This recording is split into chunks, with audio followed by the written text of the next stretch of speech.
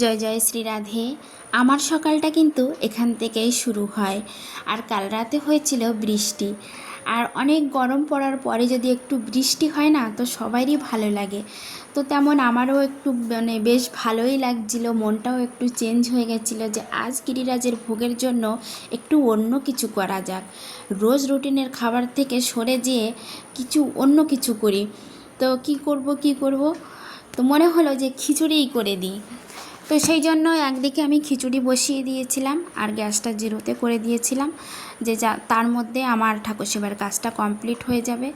আর এইদিকে আমি গিরিরাজকে সিঙ্গার করিয়ে ফুল তুলসী দিয়ে আর সিঙ্গার আরতি করে যে ততক্ষণে দেখি যে খিচুড়িটা প্রায় হয়ে এসছে।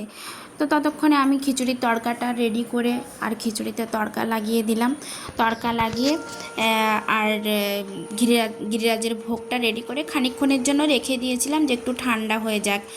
আর ওপর থেকে দিয়ে দিয়েছিলাম একটু ঘি, দিয়ে দিয়েছিলাম কয়েক টুকরা লেবু, কারণ খিচুড়ির সাথে কিন্তু লেবুটা ভীষণ জমে ওঠে। ছেলে আবার বলছিল মা একটু পাঁপড় ভেজে দেবে, কিন্তু অনেকটা বেলা হয়ে যাচ্ছিল, দুপুরবেলায় আবার ভোগের রান্না বান্না আছে। তো যাই হোক, সেগুলোকে রেডি করতে হবে। আমি বললাম বাবা এখন এইভাবেই প্রসাদ পেয়ে নাও।